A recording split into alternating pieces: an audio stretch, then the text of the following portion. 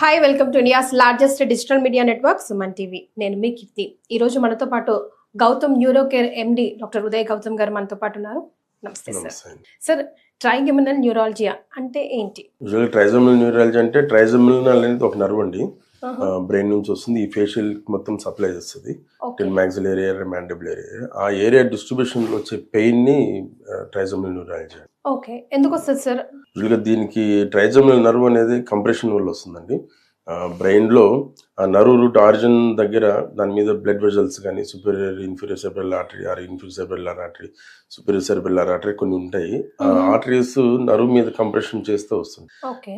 దీని లక్షణాలు ఎలా ఉంటాయంటే pain sharp and shooting pain ఈ నర్వ్ రూట్ డిస్ట్రిబ్యూషన్ లోనే ఉంటుంది. యూజువల్గా ఈ pain first mandibular nerve distribution లో వస్తుంది. అందరూ యూజువల్గా పన్ను నొప్పి అనుకొని డెంటిస్ట్ దగ్గరికి వెళ్తారు. అది పన్ను పీకిన తర్వాత కూడా పెయిన్ కంటిన్యూ అవ్వడము, ఇది దాని లక్షణం. తర్వాత వాళ్ళు న్యూరాలజిస్ట్ దగ్గరికి వచ్చినప్పుడు దాని లక్షణాలను బట్టి పెయిన్ కూడా కంటిన్యూస్గా ఉండదు. విత్ ఇన్ ఫ్యూ సెకండ్స్లో వచ్చి ఆగిపోవడము, ఆ వచ్చిన పెయిన్ చాలా సివియర్గా ఉండడము, ఆ పెయిన్ వచ్చినప్పుడు ఈవెన్ ఫేస్ని టచ్ చేయలేకపోవడము, కూల్ వాటర్ తాగినా లేకపోతే ఏదైనా ఫేస్ మీద ఫేస్ వాష్ చేసుకునేటప్పుడు, షేవింగ్ చేసుకునేటప్పుడు మేల్స్ అయితే అది కూడా ట్రిగ్గర్ చేస్తుంది. చాలా సివియర్ పెయిన్ ఉంటుంది. అంటే ఒక నర్వ్ కంప్రెస్ అవుతే ఇలాంటి పెయిన్ వస్తుంది అని అన్నారు కదా సార్, ఎందుకు అవుతుంది కంప్రెస్? అది అనటామికల్ డిస్ట్రిబ్యూషన్, రీజన్ కరెక్ట్ గా చెప్పలేము. కొన్నిసార్లు అనటామికల్ గా నరువుకి దగ్గరగా బ్లడ్ వెజల్ వెళ్ళడము దాని మీద డిపెండ్ ఉంటుంది. వెరీ రేర్ గా ఆ నర్వ్ రూట్ స్టార్టింగ్ లో చిన్న లీజన్స్ ఏదన్నా సిస్ట్లు కానీ చిన్న ట్యూమర్స్ కానీ ఏదైనా ఉన్నా కూడా వెరీ రేర్ గా ఆ పెయిన్ వచ్చే అవకాశం ఉంటుంది. ఓకే, సో జనరల్ సిమ్టమ్స్ అయితే చాలా విపరీతమైన పెయిన్ ఉంటుంది అన్నట్టు. సో దానికి ఏం టెస్టులు చేయాలి, ఎలాంటి ట్రీట్మెంట్ అవైలబుల్ లో ఉన్నాయి? యూజువల్ గా ఏంటంటే అది క్లినికల్ డయాగ్నోసిస్. ఆ పెయిన్ ఫేస్ వరకే రావడము, విత్ ఇన్ సెకండ్స్ లోనే ఉండడము, మళ్ళీ కొంచెం గ్యాప్ ఇచ్చి తర్వాత మళ్ళీ రావడము, సెకండ్స్ లోనే షార్ప్ పెయిన్ వస్తుందండి. అది క్లినికల్ డయాగ్నోసిస్. ఫేస్ నమ్నెస్ కూడా ఉండడము, ఫేస్ ని వాళ్ళ చల్లనీళ్ళని ఎక్స్పోజ్ కాలేకపోవడము, టచ్ చేసినా కూడా టచ్ చేయబోతున్నా కూడా పెయిన్ వస్తుందేమో అప్రిహెన్షన్ ఉండడం, ఇవన్నీ కూడా క్లినికల్ డయాగ్నోసిస్. తర్వాత అది కన్ఫర్మ్ చేసుకోవడానికి ఎంఆర్ఐ చేస్తాం. ఎంఆర్ఐలో కూడా ఫీస్టా సీక్వెన్స్లో ఎంఆర్ఐ చేస్తాము. దాంట్లో నర్వ్ రూట్ కంప్రెషన్ ఏదైనా ఉన్నా కూడా దాన్ని డయాగ్నోస్ చేయొచ్చు. వెరీ రేర్గా ఎంఆర్ఐలో కూడా అది డయాగ్నోసిస్ అవ్వకపోవచ్చు, కానీ బేస్డ్ ఆన్ క్లినికల్ సిమ్టమ్స్ దాని డయాగ్నోసిస్ కన్ఫర్మ్ చేస్తాం. దానికి ట్రీట్మెంట్ ఎలా ఉంటుందంటే ఇనిషియల్గా ఓన్లీ మెడికల్ మేనేజ్మెంట్ ఇస్తాం. మెడిసిన్స్, యాంటీకన్వల్సెంట్స్ అంటే న్యూరోపతిక్ పెయిన్ రిలేటెడ్ మెడిసిన్స్ కూడా ఇస్తాము. దానికి కూడా తగ్గకపోతే నాన్ సర్జికల్ మెథడ్స్ ఉంటాయి. బొటాక్స్ ఇంజెక్షన్ కూడా ఇస్తున్నారు కొన్నిసార్లు దాని తగ్గడానికి. బెస్ట్ ట్రీట్మెంట్ అంటే సర్జరీ ఉంటుందండి. మైక్రోవాస్కులర్ డీకంప్రెషన్ సర్జరీ చేసి నర్వ్ రూట్కి బ్లడ్ వెజల్కి మధ్యలో టెఫ్లాన్ ప్యాచ్ పెట్టేస్తాం. సో అది టచ్ అవ్వకుండా ఉంటుంది, పెయిన్ కూడా రాదు. సో చాలా మంది సర్జరీకి విల్లింగ్గా లేని వాళ్ళకి non surgical methods, radio frequency, gamma knife ద్వారా నర్వ్ రూట్ స్టార్టింగ్లో అప్డేట్ చేసిస్తాము. గ్లిజరాల్ ఇంజెక్షన్స్ కూడా ఇస్తారు. ఈ మధ్య రేడియో ఫ్రీక్వెన్సీ అబ్లేషన్స్ కూడా చేస్తున్నారు. Which is more effective sir? అంటే సర్జరీకి వెళ్ళడానికి భయపడడం వేరు, ఎమర్జెన్సీగా ఇట్స్ నీడెడ్ అనేది వేరు కదా. So which is more effective? Best treatment and effective is surgery, microvascular decompression. Okay, చాలా మంది దీనికి సర్జరీకి పోవాలా అని కొంతమంది ఆలోచిస్తారు, కానీ బెస్ట్ ట్రీట్మెంట్ ఇస్ మైక్రోవాస్కులర్ డీ. ఇంకా next second line option best ఏంటంటే గామా నైఫ్ రేడియేషన్. సర్జరీ లేకుండానే డైరెక్ట్ గా గామా నైఫ్ రేడియేషన్. బట్ దాని రిజల్ట్ కూడా రావడానికి 1 or 2 years ప్రాసెస్ అంటే డయాగ్నోసిస్ చేసేసేయడము, ఎంఆర్ఐ కన్ఫర్మేషన్. ఇప్పుడు మీరు సెకండ్ ట్రీట్మెంట్ గురించి గామా నైఫ్ రేడియేషన్.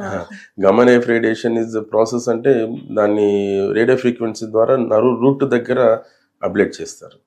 అది సర్జరీ ఏమి ఉండదు. ఇప్పుడు లైక్ రేడియోథెరపీ ఎలా ఇస్తామో బ్రెయిన్ ట్యూమర్స్ రేడియోథెరపీ ఎలా ఇస్తామో అలానే ఉంటుంది సేమ్ గామా నైఫ్ రేడియేషన్.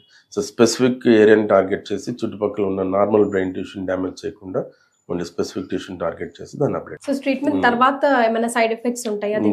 అంటే మైక్రోవాస్కులర్ డీకంప్రెషన్కి అయితే సైడ్ ఎఫెక్ట్స్ ఏమి ఉండవు.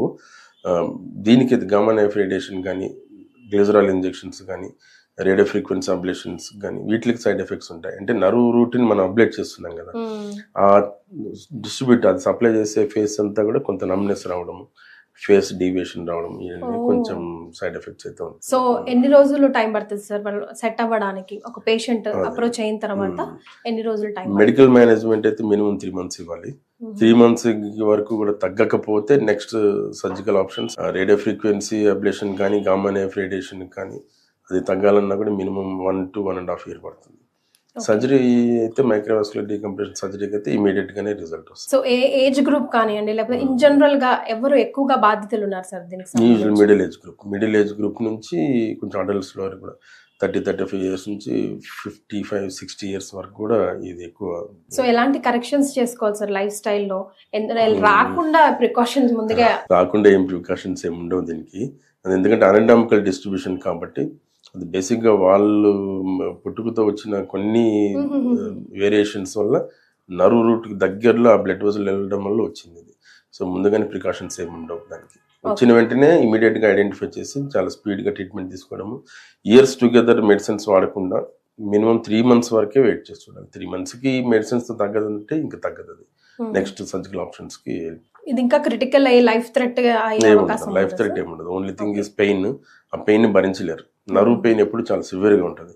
ఏ పని చేయలేరు, ఇక నిద్ర పట్టదు, సో తినాలన్న భయం, ఫేస్ వాష్ చేసుకోవాలన్న భయం, సివియర్ పెయిన్ వస్తుంది ఏమన్నా. సో లైఫ్ స్టైల్ డిస్టర్బ్ అవుతుంది. అంతకు మించి లైఫ్ థ్రెటనింగ్ అయితే ఏం లేదు దీనికి. రైట్. సో బికాస్ బ్రెయిన్ నుంచి పాకినావు కాబట్టి అవును.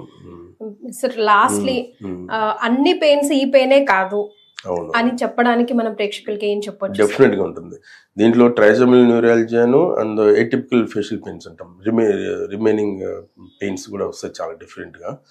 ట్రైజమినల్ న్యూరాలజియా అంటే అది సెకండ్స్ లోనే ఉంటుంది. 30 seconds 40 seconds మాక్సిమం 1 minute వరకే ఉంటుంది పెయిన్. ఓకే. ఆగిపోతుంది. మళ్ళీ ఎప్పుడు వస్తుందో తెలియదు. మళ్ళీ ఒక 1 hour తర్వాత 2 hours తర్వాత సడన్ గా రావచ్చు. That also last for only seconds, 30 seconds వరకు ఉంటుంది, మళ్ళీ పోతుంది. సో ఇలా వస్తూ పోతూ ఉన్న పెయినే ట్రైజమినల్ న్యూరాలజియా. అలా కాకుండా కొన్ని ఫేషియల్ పెయిన్స్ వచ్చి 1 hours టుగెదర్ ఉంటాయి. That is different. దాని మెకానిజం కూడా ఏమి ఉండదు. సో దానికి కూడా medical management. Right sir, thank you so much. Thank you.